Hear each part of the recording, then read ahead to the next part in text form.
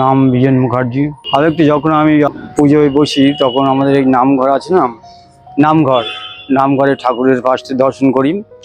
দর্শন করতে করতে মনের একটা মানে এমন একটা ভাব, মানে আমি যাচ্ছি ঠাকুরের কাছে, পুজোয় বসতে যাচ্ছি।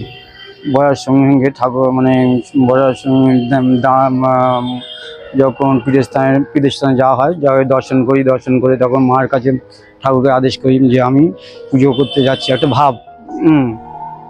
যদি করে নিয়ে তারপর একটা আসনের কাছে গেলাম, আসনের কাছে গিয়ে গেলাম, যদি আমার ভুল ভুল ত্রুটি থাকে ক্ষমা করো। আমি কিছুই জানি না বাবা, ছেলের মতো আমি এই চরণে তুলসী দেবো, ফুল দেবো, এইটাই আমি আশীর্বাদ পাই। এই বলে আমি ঠাকুরের কাছে আসনে বসি, বসে বাবা বসে তারপরে পুজোর যে করণীয় কাজ সেগুলো পুষ্পপাত্রগুলো জোগাড় করলাম, এটা সেটা চারদিকে জোগাড় করলাম, যেরকম পুজো করেন ঠাকুরের প্রথমে, আমাদের ঠাকুরের প্রথমে ঠাকুরের নাম করে প্রথমে ফুল,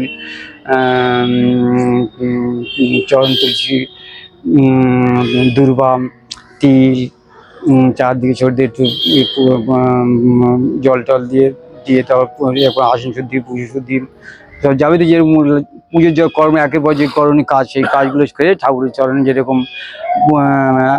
একটা ঠাকুরের পুজো করতে গেলে, একটা যে কোনো ঠাকুরের পুজো করতে গেলে পঞ্চ দেবতার পূজা করতে হয়, সেই ঠাকুরের নাম করে চোখে ঠাকুরের, আমাদের ঠাকুরের আমি চাই শুধু ভক্তি।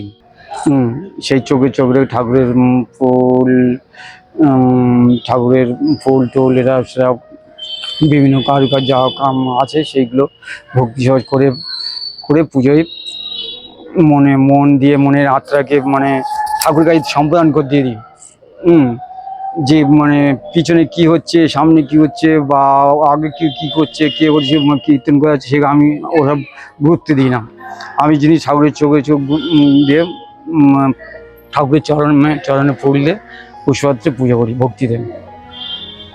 এই আমার করণীয় কাজ।